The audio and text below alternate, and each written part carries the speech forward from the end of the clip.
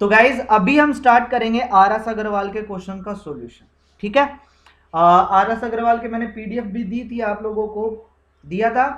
ठीक है ना, तो और एप्लीकेशन में भी वो मैंने अब जो है उसके अंदर बैच के अंदर जो है वो आपको प्रोवाइड करवा दिया था। ठीक है, और स्टडी मटेरियल में भी जो है मैं आपको आर एस अग्रवाल का पीडीएफ जो है चैप्टर वाइज जो है प्रोवाइड करवा दूंगा। ठीक है, ओके, क्लियर।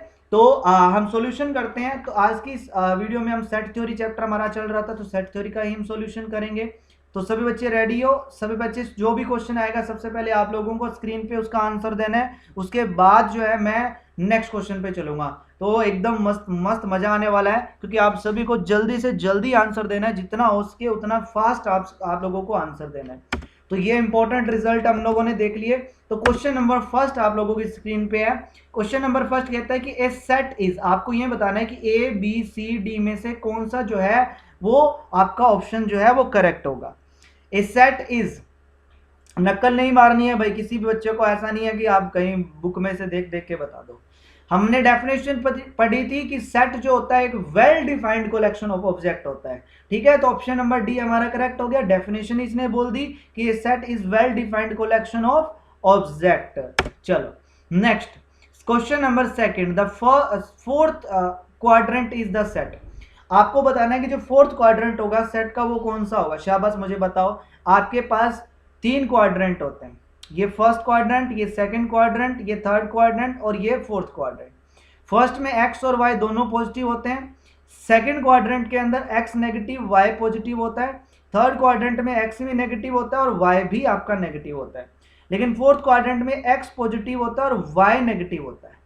तो एक्स पॉजिटिव का मतलब एक्स की वैल्यू ग्रेटर देन जीरो और वाई नेगेटिव का मतलब वाई की वैल्यू लेस देन जीरो। तो आप देख लो ये कौन से ऑप्शन में है। ऑप्शन नंबर सी में मुझे दिख रहा है भाई, ऑप्शन नंबर सी में मुझे दिख रहा है। देख लो यार, आप लोगों के सामने है, इसने फोर्थ क्वाड्रेंट बोला है। तो फोर्थ क्वाड्रेंट में एक्स पॉजिटिव होता है, मतलब एक्स की वैल्यू ग्रेटर देन जीरो और वाई की वैल्यू लेस देन जीरो। तो ऑप्शन नंबर सी आपका यहाँ करेक्ट आंसर हो गया। चलो next question number three, which one of the following is null set. आपको यह बताना है कि इनमें से कौन सा जो है वो नल सेट है। शाबाश बताओ, शाबाश बताओ, क्या चीज कैसे की रोहन? शाबाश बताओ, क्या आंसर आएगा? इनमें से ये बताना है कि कौन सा सेट जो है वो नल सेट है। ध्यान से समझ के, सोच समझ के आंसर देना भाई।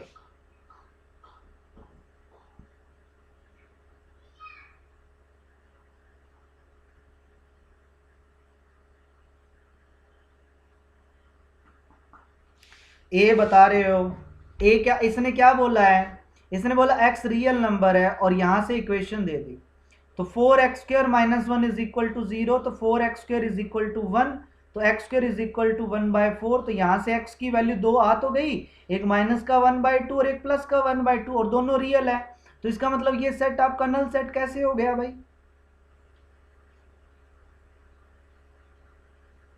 नल सेट कैसे हो गया? दूसरा इसने बोला x नेचुरल नंबर है, ठीक है, x अगर ओड होगा तो x + 3 इवन होगा।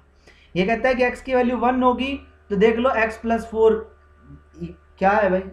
इवन है, सही बात है भाई। तो सिंपल x ओड होगा, x की वैल्यू 3 ले लो तो ये इवन आएगी। तो इसका मतलब ये भी तो नल सेट आपका नहीं रहेगा। तीसरा ये कहते हैं कि x किसको बिलोंग करता है? r को, और x² की वैल्यू लेस देन 3 है। तो बहुत सारे रियल नंबर है, x की वैल्यू 1 ले लो, 1 का स्क्वायर लेस देन 3 है, तो इसका मतलब x की वैल्यू 1 तो आएगी, तो c भी नहीं हो सकता। बचा क्या? d। किसी भी नंबर का स्क्वायर क्या 0 से छोटा हो सकता है भाई?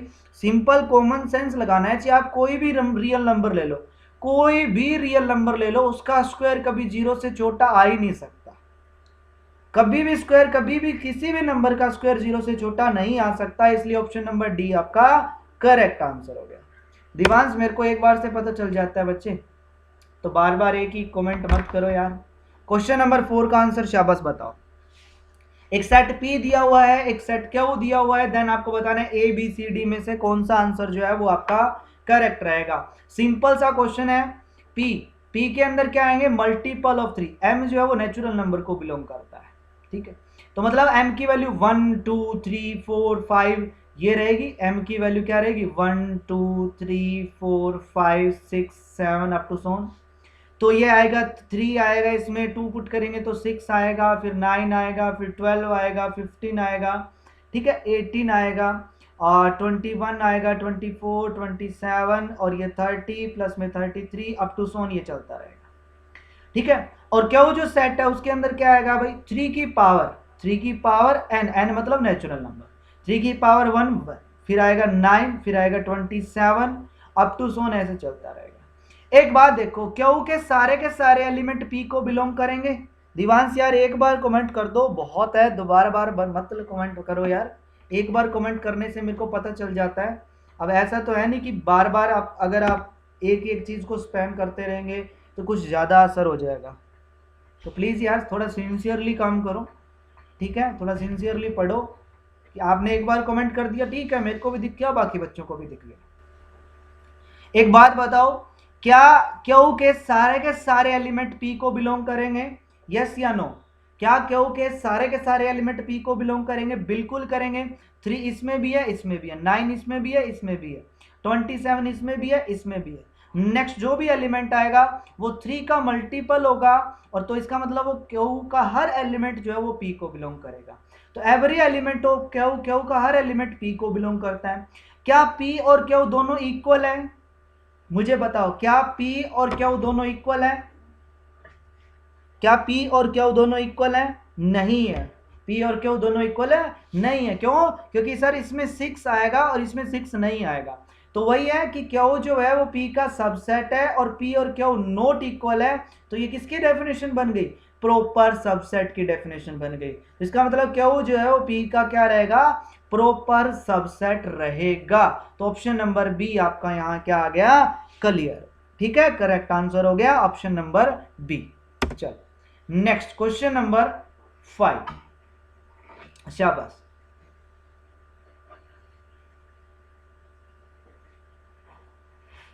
सबसे पहले मैं आप लोगों को एक चीज बता देता हूं, कंपेरेबल का मतलब होता है जैसे एक सेट x और एक सेट y है।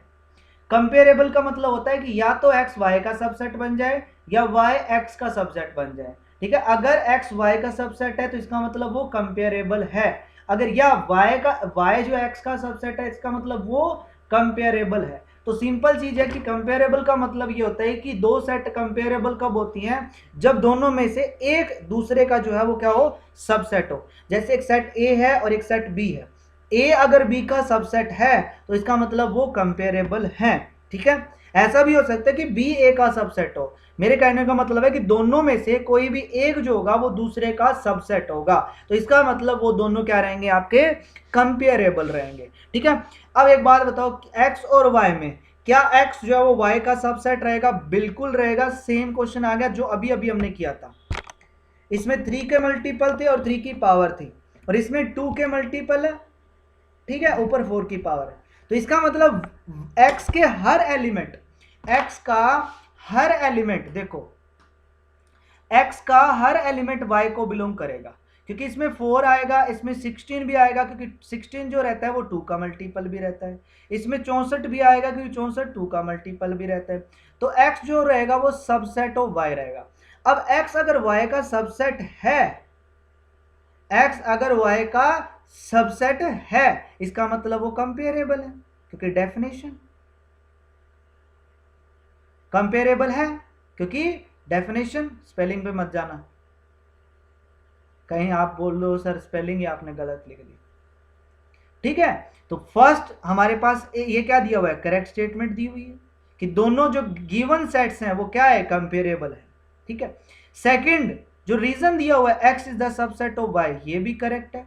कंपेरेबल क्यों है? क्योंकि x जो है y का सबसेट है, इसलिए वो क्या है? कंपेरेबल है। तो दोनों की दोनों स्टेटमेंट हमारी ट्रू है, और r जो रीजन है वो करेक्ट एक्सप्लेनेशन है किसकी? a की। क्लियर? ये चीज बताओ मुझे, शाबाश। क्या क्वेश्चन नंबर 5 आप सभी का क्लियर हो गया? सिंपल है, सिंपल सी डेफिनेशन है।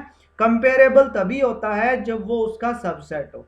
तो हमने देखा कि x जो है वो y का सबसेट है, तो इसका मतलब ये हुआ कि अगर x y का सबसेट है तो वो कंपेरेबल है, और अगर वो कंपेरेबल है तो इसने बोल दिया फर्स्ट स्टेटमेंट की वो कंपेरेबल है और रीजन ये लिख दिया कि एक्स वाई का सबसेट है, और इसने सही बोला है कि एक्स वाई का सबसेट है। तो इसका मतलब दोनों स्टेटमेंट आपकी करेक्ट स्टेटमेंट है, और जो रीजन इसने दिया है वो एकदम करेक्ट रीजन दिया है, क्योंकि कंपेरेबल की डेफिनेशन भी यही होती है।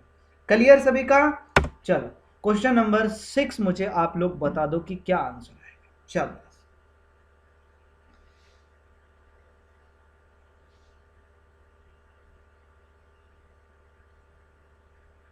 रोहन, हम ऐसे नहीं चलेंगे रोहन। रोहन एक वे से स्टडी करेंगे यार, ऐसे थोड़ी ना कि अभी ऐसे थोड़ी ना कि 5 दिन बाद में एग्जाम है अपना। हाँ भी रोहन, ऐसे थोड़े ना कि 5 दिन बाद में एग्जाम है अपना। पहले अलजेब्रा को फिनिश करेंगे, उसके अच्छे क्वेश्चंस प्रैक्टिस भी करेंगे, सब कुछ करेंगे यार धीरे धीरे, ठीक है। बीच में से रैंडम चैप्टर मैं पहले अलजेब्रा स्टार्ट कर रहा हूँ, फिर मैं ट्रिग्नोमेट्री स्टार्ट कर दूँ, उसके बाद फिर 3D करवा दूँ, तो फिर उसका कोई वो थोड़ी ना रह जाएगा लिंक। शाबाश, बताओ इसका आंसर क्या आएगा।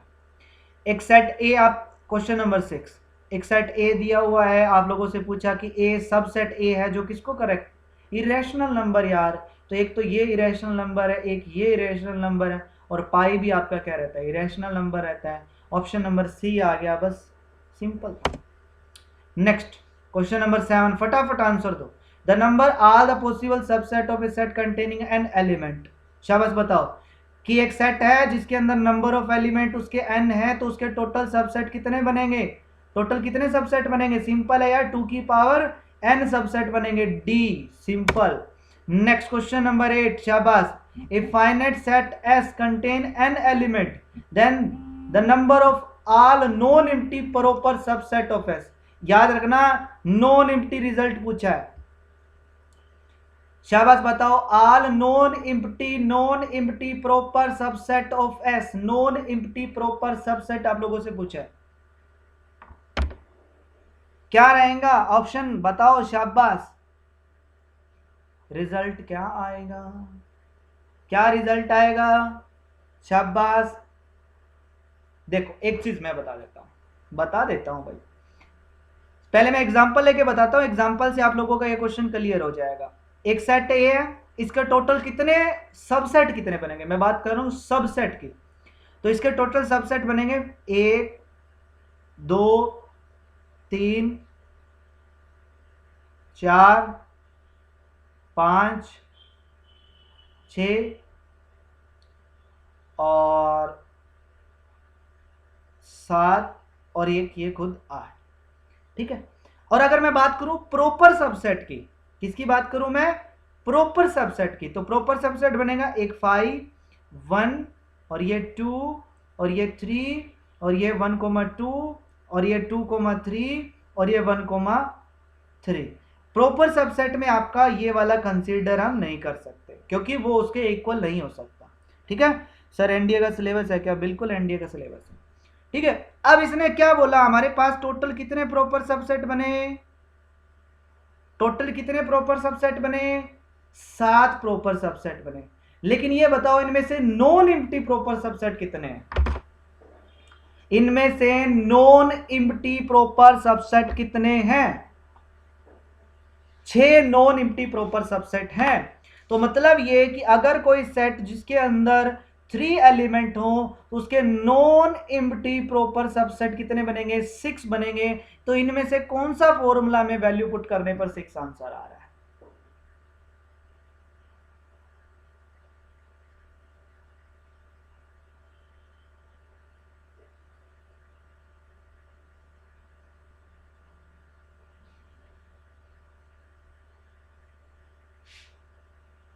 बताओ क्या रिजल्ट रहेगा। All non empty proper subset, बताओ बताओ बताओ, शाबाश।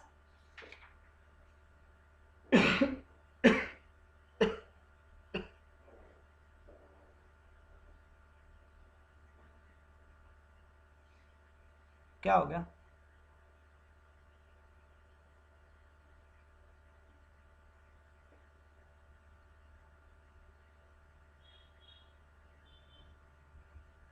डी में आंसर पुट करने पर आ रहा है।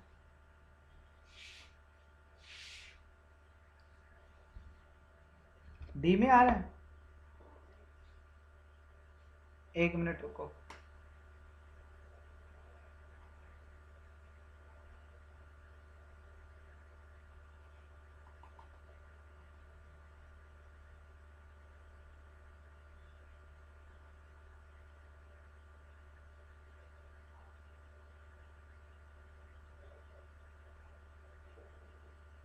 नहीं नहीं, ऐसा नहीं होगा यार।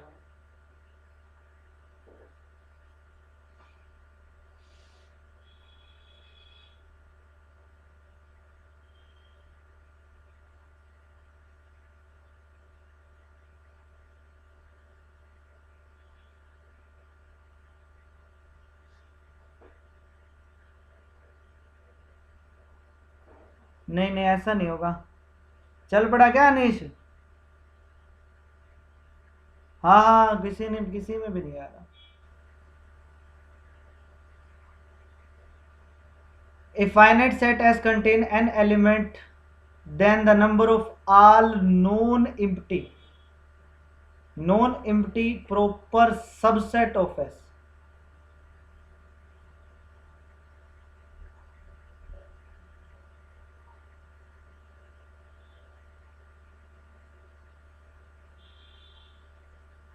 अच्छा अच्छा, अरे स्टेटमेंट ही गलत पढ़ ली ना हमने।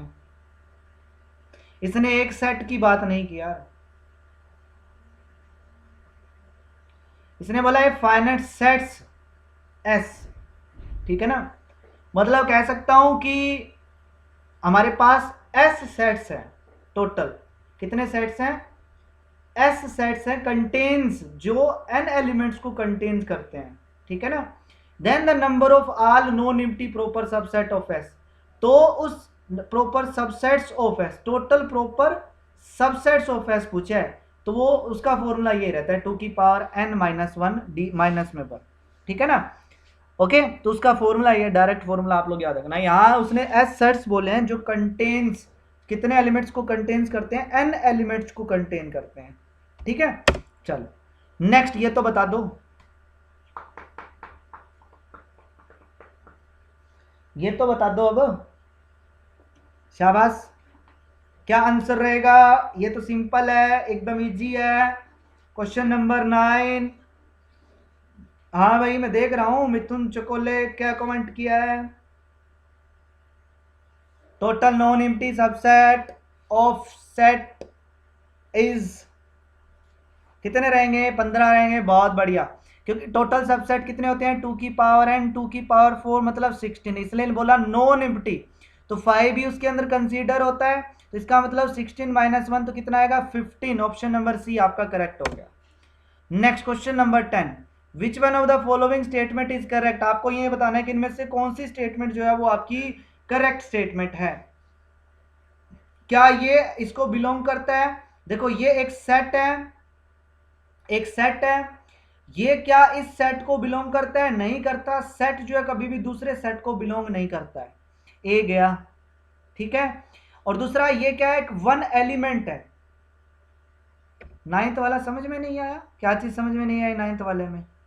इसने बोला नॉन एम्प्टी सबसेट। देखो यार, एक सेट ए है, एक सेट ए है जिसके कितने एलिमेंट है? 4, तो टोटल सबसेट बनते हैं 2 की पावर 4, तो मतलब 16 सबसेट बनेंगे। तो उसमें एक सबसेट 5 भी तो होगा विशाल, उसमें एक सबसेट 5 भी तो होगा। इसने बोला नॉन एम्प्टी सबसेट, ठीक है। टोटल 16 सबसेट बनेंगे, जिसमें एक सेट ऐसा होगा जो एम्प्टी होगा, लेकिन हमें तो नॉन एम्प्टी बताने हैं ना, तो ये एक इसमें से माइनस कर दो तो 15, मतलब 15 ऐसे सबसेट रहेंगे जो आपके नॉन एम्प्टी रहेंगे, ठीक है। नेक्स्ट बताओ, बी वाला भी नहीं हो सकता, सी वाला एकदम करेक्ट, डी वाला एकदम करेक्ट है, ये इसका सबसेट है, बिल्कुल है। हर सेट अपने आप का सबसेट होता है, मैंने आप लोगों को बताया था, हर सेट अपने आप का क्या होता है भाई? सबसेट होता है। तो ऑप्शन नंबर डी हमारा यहां करेक्ट हो गया।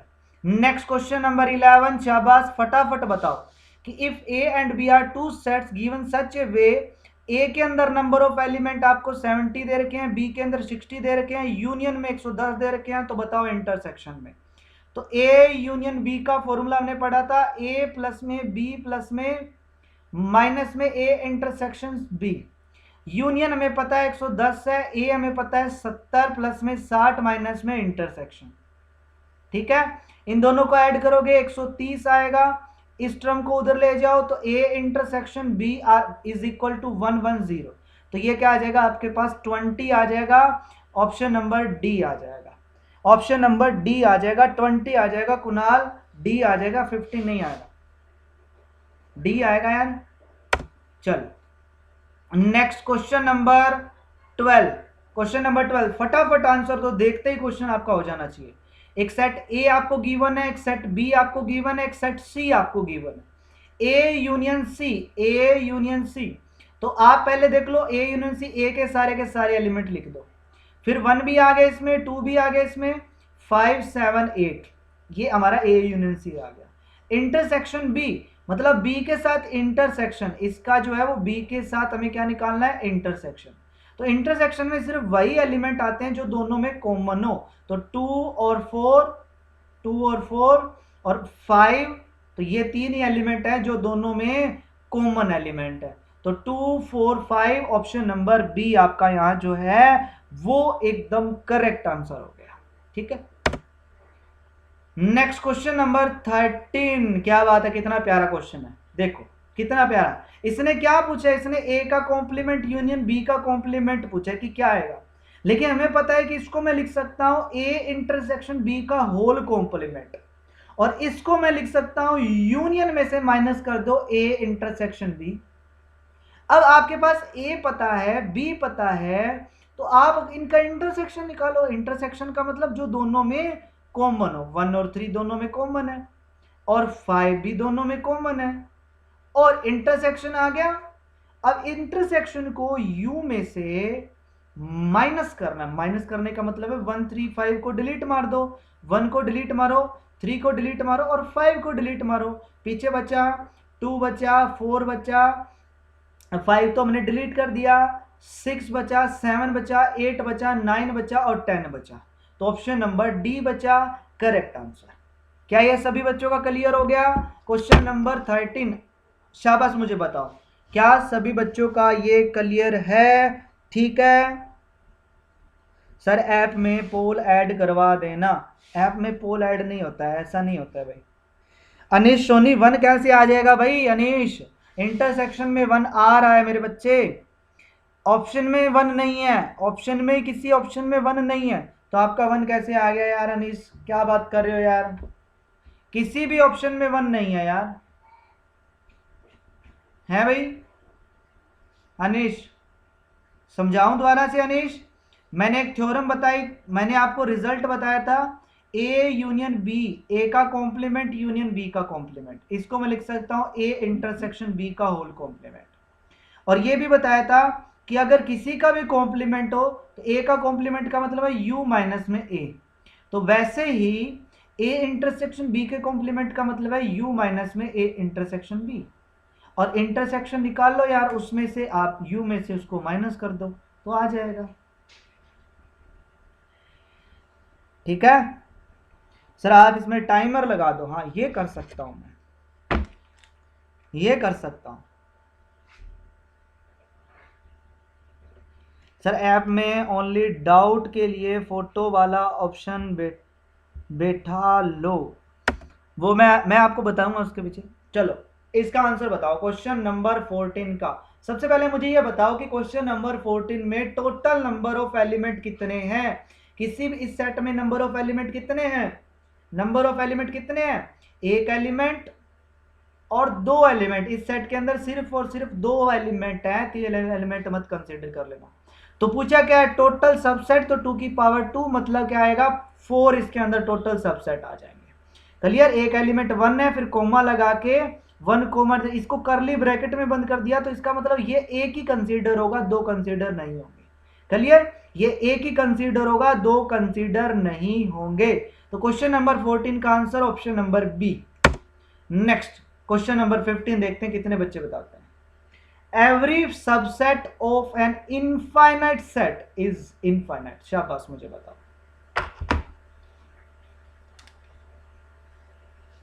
क्या ये स्टेटमेंट करेक्ट है? क्या ये स्टेटमेंट करेक्ट है? सिंपल कॉमन सेंस लगाना है मेरे बच्चे, कॉमन सेंस लगाओ, कॉमन सेंस लगाओ, कुछ नहीं है इस क्वेश्चन में। अगर आप लोगों को समझ में ना आए तो ऐसे एग्जांपल ले लिया करो, जैसे 1, 2, 3, 4, 5, अप टू सो ऑन। ये मैंने एक इनफाइनाइट सेट ले लिया, ठीक है। अब एक बात बताओ, 1, 2, 3, क्या ये सेट इस सेट का सबसेट नहीं है? बिल्कुल है, इसके सारे के सारे एलिमेंट इसको बिलोंग कर रहे हैं, इसका सबसेट है। क्या ये भी इनफाइनाइट है? बिल्कुल नहीं है। तो इसने कैसे बोल दिया कि every subset of infinite set is infinite? नहीं भाई, ये इनफाइनाइट सेट है लेकिन इसका सबसेट तो इनफाइनाइट नहीं है। तो फर्स्ट स्टेटमेंट आपकी गलत है। सेकंड बताओ, every set has a proper subset. बताओ, शाबाश। Every set has a proper subset, क्या सेकंड स्टेटमेंट करेक्ट है? क्या मुझे बता सकता है कोई बच्चा सेकंड स्टेटमेंट करेक्ट है? हर सेट का प्रॉपर सबसेट होता है, पक्का होता है हर सेट का प्रॉपर सबसेट। लेकिन मैं आप लोगों को बता देता हूं कि एम्प्टी सेट का कोई भी प्रॉपर सबसेट नहीं होता। एम्प्टी सेट का प्रॉपर सबसेट नहीं होता, क्योंकि प्रॉपर सबसेट में वो खुद के तो इक्वल हो ही नहीं सकता। अगर आप लोग बोल दो कि सर एम्प्टी सेट का प्रॉपर सबसेट एम्प्टी होगा, नहीं हो सकता, खुद तो हो ही नहीं सकता ना। क्या ए का प्रॉपर सबसेट हो सकता है? नहीं हो सकता। हमने पढ़ा था कि वो इक्वल वाला केस ही नहीं लेना है, ठीक है ना। तो ये पॉइंट अपनी कॉपी पे नोट कर लो, ये पॉइंट अपनी कॉपी पे नोट कर लो कि एम्प्टी सेट जो होता है, एम्प्टी सेट जो होता है उसका प्रॉपर सबसेट नहीं होता है।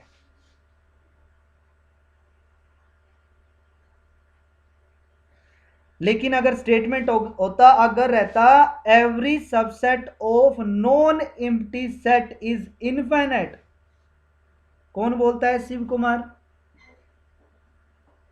नॉन एम्प्टी सेट, बात तो यहां फर्स्ट स्टेटमेंट में एम्प्टी और नॉन एम्प्टी की बात ही नहीं है। अगर इनफाइनाइट बोल दिया इसने तो इसका मतलब वो नॉन एम्प्टी है, कॉमन सेंस। इनफाइनाइट सेट कौन सा होता है? जिसमें इनफाइनाइट नंबर ऑफ एलिमेंट हो, ठीक है ना। अब उसके सबसेट कभी भी इनफाइनाइट नहीं बनते। कोई भी सेट मर्जी ले लो, कोई भी इनफाइनाइट सेट ले लो, उसका सबसेट भी इनफाइनाइट। सारे, इसने बोला है सारे, लेकिन सारे इनफाइनाइट नहीं होते, मैं पहले बता रहा हूं, सारे इनफाइनाइट नहीं होते। इसने वर्ड यूज कर लिया एवरी स्टेटमेंट, ठीक है ना। फर्स्ट स्टेटमेंट नहीं समझ में आया? वीर विलास मेरे को पूछ रहे हैं, वीर चलो स्टेटमेंट आपको मैं क्लियर कर देता हूं। जैसे सेट ऑफ नेचुरल नंबर ले लेता हूं, इनफाइनाइट एलिमेंट है। एक सेट ए ले लेता हूं, मुझे ये बताओ क्या ए जो है वो एन का सबसेट है? क्या ए जो है वो एन का सबसेट है? शाबाश विशाल, क्यों नहीं है भाई? ये सब भी ए एन का सबसेट, नो कैसे बोल रहे हो विशाल? क्या ए के सारे एलिमेंट एन को बिलोंग नहीं कर रहे? सबसेट पढ़ा नहीं क्या विशाल आपने? कंसेप्ट करवाया है यार मैंने।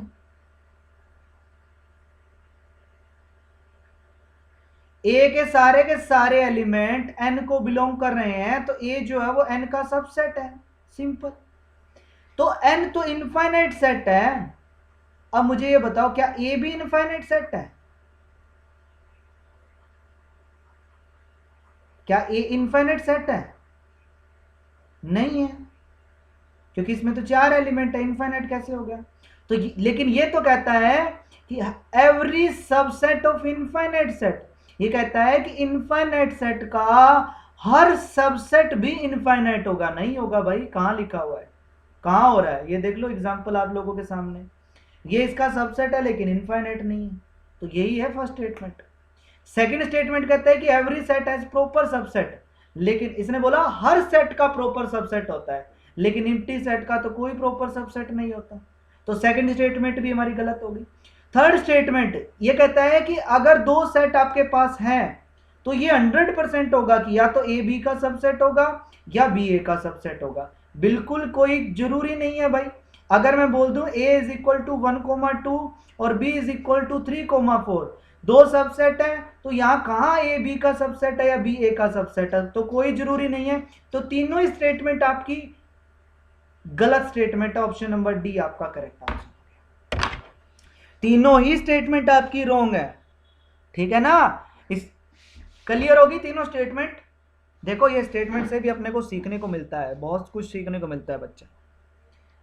चलो next question number 16। Question number 16 में देखो सिंपल सा क्वेश्चन होता है इस टाइप का। अगर क्वेश्चन एग्जाम में आए तो देखो ए के अंदर क्या है 4 के मल्टीपल, बी के अंदर क्या है 6 के मल्टीपल, तो इनके इंटरसेक्शन में हमेशा क्या आएंगे 4 और 6 का एलसीएम ले लो। 4 और 6 का एलसीएम क्या होता है 12। इसका मतलब इनके इंटरसेक्शन में क्या आएंगे 12 के मल्टीपल आएंगे। सिंपल, ऑप्शन नंबर सी आपका करेक्ट आंसर हो गया। देखो कोई भी सेट है, ए के अंदर 4 के मल्टीपल है, बी के अंदर 6 के मल्टीपल है, तो इनके इंटरसेक्शन में याद रखना, इंटरसेक्शन में हमेशा इन दोनों का एलसीएम ले लो। तो 4 और 6 का एलसीएम 12 होता है, तो इसका मतलब उसके अंदर 12 के मल्टीपल आएंगे। क्लियर। सबसे छोटा लेना है, कहीं आप बोल दो सर 24 भी तो होता है, छोटा देख लो नंबर, ठीक है। नेक्स्ट क्वेश्चन नंबर 17, शाबाश मुझे बताओ जल्दी से। x is positive integer then the solution of set of the equation is. शाबाश बताओ यार, ये तो सिंपल है। बताओ देखते हैं कितने बच्चे बताओ। यूनियन में तो फिर सारे ही आ जाते हैं ना वीर, यूनियन में वो सारे एलिमेंट आ जाते हैं जो 4 के भी मल्टीपल और 6 के भी मल्टीपल है। यूनियन में वो सारे एलिमेंट आते हैं जो 4 के और 6 के दोनों के मल्टीपल।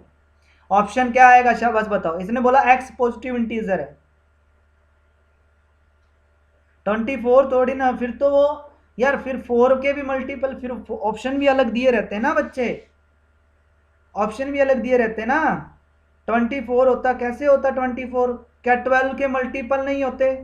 12 के मल्टीपल भी यूनियन में आते हैं, क्योंकि 12 के मल्टीपल 4 से भी डिवाइड होते हैं, 6 से भी डिवाइड होते हैं।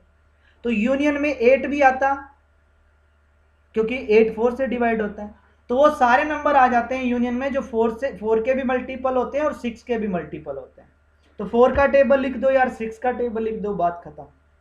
इसका आंसर क्या आएगा? ऑप्शन नंबर सी आएगा। बहुत बढ़िया, क्या बात है। क्यों? इस इक्वेशन को अगर मैं सोल्व करता हूं तो x + 2 = 0, तो x की वैल्यू आती है -2। लेकिन इसने बोला x इज तो पॉजिटिव इंटीजर है, लेकिन यहाँ क्या आ रहा है नेगेटिव आ रहा है, तो पॉजिटिव इंटीजर तो आ ही नहीं रहा, तो इसका मतलब ये सेट क्या रहेगा आपका एम्प्टी रहेगा। नेक्स्ट क्वेश्चन देख लो। A set A consist all positive integer. एक सेट ए है जिसके अंदर सारे के सारे पॉजिटिव इंटीजर है, मतलब 1, 2, 3, 4, 5, 6, 7 अप टू सो ऑन। और एक सेट बी है जिसके अंदर ऑल नेगेटिव इंटीजर, जिसके अंदर सारे के सारे नेगेटिव इंटीजर है, -1, -2, -3, -4, -5, -6 अप टू सो ऑन। तो इनके इंटरसेक्शन में क्या रहेगा? इंटरसेक्शन तो एम्प्टी रहेगा यार, कुछ भी नहीं रहेगा। इसमें पॉजिटिव है, इसमें नेगेटिव है, तो दोनों में कोई भी चीज तो कॉमन होगी नहीं ना।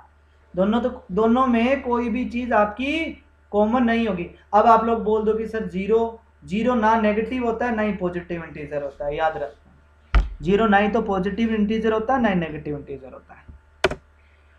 नेक्स्ट क्वेश्चन नंबर 19 का आंसर मुझे देखते हैं कौन बच्चा करेक्ट बता देगा, कौन बच्चा करेक्ट आंसर बता देगा। देखते हैं क्वेश्चन नंबर 19 का, देखते हैं क्वेश्चन नंबर 19 का कौन बच्चा करेक्ट बता देगा। पर ने बताया डी, कुणाल ने बताया डी। बहुत बढ़िया, क्या बात है, दिल खुश कर दिया। ऑप्शन नंबर डी आपका करेक्ट है। देखो ये इसको बिलोंग कब करता है? जब ये एज इट इज इसके अंदर हो। क्या इसके अंदर है? ये नहीं है, विद कर्ली ब्रैकेट होना चाहिए। देखो याद रखना, ए बी सी, ए और बी और सी तीनों इसके एलिमेंट है, तो एलिमेंट का सिंबल ये आता है, एलिमेंट इसको बिलोंग कर सकता है। तो ए कोमा बी कोमा सी इसको बिलोंग करता है। अब ये सेट इसको बिलोंग कब करता? जब ऐसा इसके अंदर होता, मतलब ये इसका एलिमेंट होता। ये देख लो, ये अब एलिमेंट बन गया। तो ये तो सबसेट हो ही नहीं सकता, इसके कर्ली ब्रैकेट नहीं है, फाई तो इसके अंदर है ही नहीं, ये इसके अंदर है ही नहीं, तो सारी स्टेटमेंट गलत है यार, नन ऑफ ट्रू, कोई भी स्टेटमेंट आपकी ट्रू नहीं है। Next, which one of the following statement is correct, अब बताओ कौन सी करेक्ट है। क्या ये स्टेटमेंट करेक्ट है? नहीं है, क्योंकि ये इसका एलिमेंट है। अब देख लो, with curly bracket same as it is मिल गया।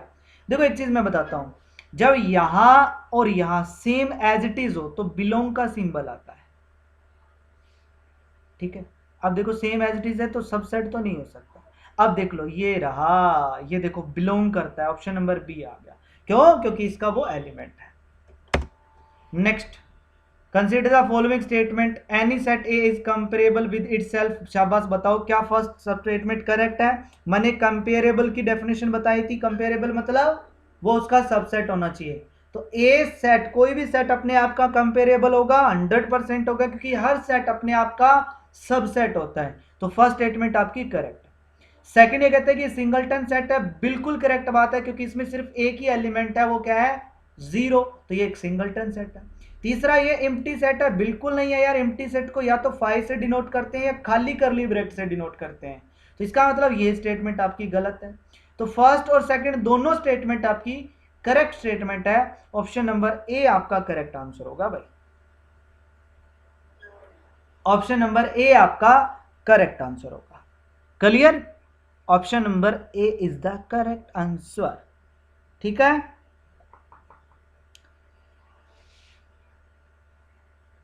अमन कुमार बोल रहे हैं कि सर तीसरी स्टेटमेंट सिंगलटन है। नहीं है भाई, सिंगलटन कैसे है? सिंगलटन का मतलब होता है उसमें एलिमेंट हो, फाई का मतलब क्या? एलिमेंट होता है।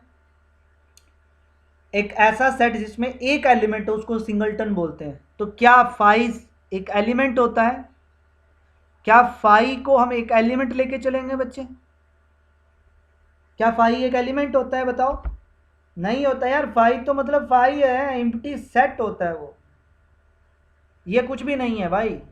इसको मैं पावर सेट ऑफ फाई बोल सकता हूं, फाई का पावर सेट बोल सकता हूं, ये फाई का पावर सेट है।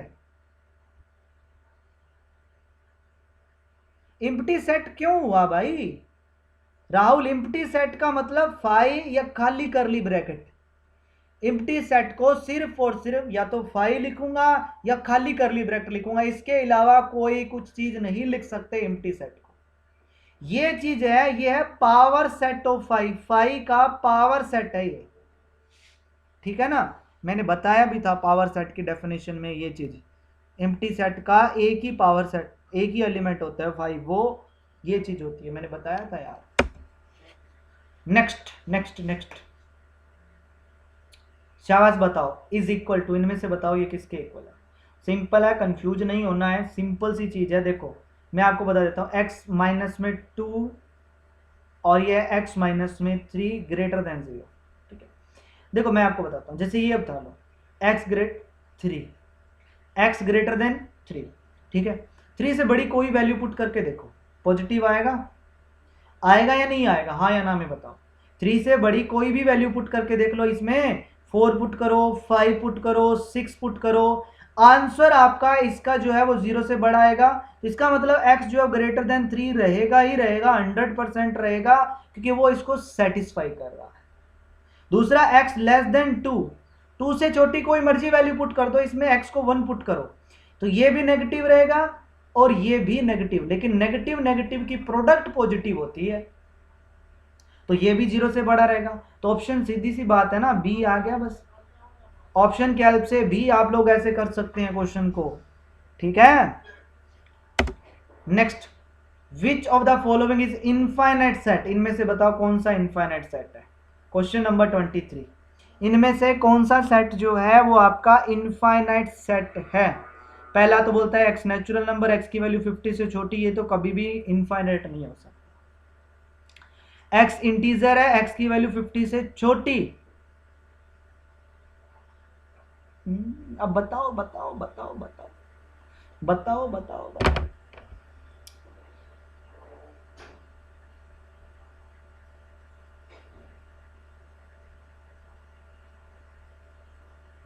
बताओ। बी आंसर होगा यार, इतना कंफ्यूज क्यों होते हो? एक्स इंटीजर है, 50 से छोटे तो माइनस इन्फिनिटी से 49 तक सारे इंटीजर ही तो है। माइनस इन्फिनिटी से 49 तक एक्स की वैल्यू रहेगी, तो ये इनफाइनाइट नंबर ही तो है। बी आपका करेक्ट हो गया, सिंपल। एक्स के 50 के फैक्टर कितने के रहेंगे यार? फाइनाइट ही तो रहेंगे, ऐसे तो है नहीं कोई इनफाइनाइट फैक्टर आ जाएंगे। किसी भी नंबर के इनफाइनाइट फैक्टर थोड़ी ना होते हैं।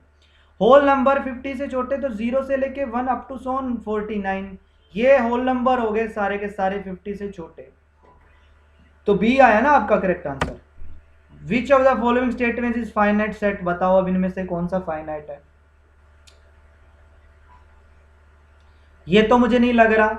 1 से छोटे बहुत सारे इंटीजर हैं, माइनस इन्फिनिटी तक चले जाएंगे, तो ये नहीं हो सकता। 0 और 1, 0 और 1 के बीच में कितने नंबर आ सकते हैं? बहुत सारे, 0.0000001, 0.00002, तो दो नंबर के बीच में भी तो बहुत सारे नंबर होते हैं, तो ये भी नहीं हो सकता।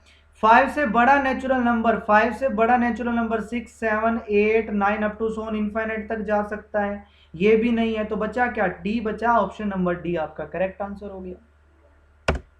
नेक्स्ट लास्ट क्वेश्चन आज का, which of the following set is singleton? Singleton मतलब सिर्फ और सिर्फ एक एलिमेंट जिसमें आता हो। क्या इसमें एक एलिमेंट आएगा? X square is equal to x, x square minus x is equal to 0, x common लिया, x minus 1 is equal to 0, तो एक्स की वैल्यू 0 और 1 आई, दो वैल्यू आ गई, ये तो नहीं है। सामने दिख रहा है, ये भी नहीं है। क्यों नहीं है? यहां से x की वैल्यू 4/3 आएगी, एक वैल्यू तो आई लेकिन नेचुरल नंबर तो नहीं है वो। एक वैल्यू तो आई लेकिन नेचुरल नंबर तो नहीं है वो, ठीक है। नेक्स्ट ऑप्शन डी आपका देखो, x integer which is neither positive nor negative, तो वो 0 होता है, जो ना ही पॉजिटिव होता है और ना ही नेगेटिव। तो सिर्फ और सिर्फ एक इंटीजर मतलब वो 0 ही है, जो ना ही पॉजिटिव है और ना ही नेगेटिव है। तो ऑप्शन नंबर डी आपका यहाँ करेक्ट आंसर हो गया। क्लियर? तो सब बच्चों का क्लियर है? तो क्वेश्चन नंबर 25 तक आज हमने लोगों ने किए हैं, बाकी मैं आप लोगों को नेक्स्ट वीडियो में करवाऊंगा कल की डेट में, ठीक है। तो कल हमारी एप्लीकेशन पे मैं आपको बता देता हूं कि एप्लीकेशन पे हमारी 3 बजे डेली क्लास होगी, ठीक है। एप्लीकेशन पे हमारी डेली 3 बजे क्लास होगी, और कल मॉर्निंग से 9 बजे हमारा जो है वो यूट्यूब पे भी क्लास स्टार्ट हो जाएगी, ठीक है। जिस ये यहीं से स्टार्ट करूंगा, पहले सेट थ्योरी का उसमें कंप्लीट करवाऊंगा, उसके बाद फिर मैं आगे दूसरा चैप्टर उसमें स्टार्ट करूंगा। जो चैप्टर ऑलरेडी उसमें मैंने करवा रखे हैं बेसिक कंसेप्ट, उनके क्वेश्चन हम करेंगे आर.एस. अग्रवाल के। क्वेश्चन नंबर 24 में क्या चीज समझ में नहीं आई मुझे बताइए भाई वीर बच्चे। पहले बोला x एक इंटीजर है, तो इंटीजर वो भी किससे? 1 से छोटा, ठीक है। ये हमारी लाइन, ये 1 है, 1 से छोटा इंटीजर 0 भी होता है, -1 भी होता है, -2 भी होता है, -3 भी होता है, -4 भी होता है, -5 भी, और अप टू सोन ये -इन्फिनिटी तक चला जाएगा। तो इसमें फाइनाइट तो नहीं हुआ, इसमें तो बहुत सारे एलिमेंट आ गए, ये गया। दूसरा इसने बोला x रियल नंबर है और x की वैल्यू 0 और 1 के बीच में लाई करती है, ठीक है।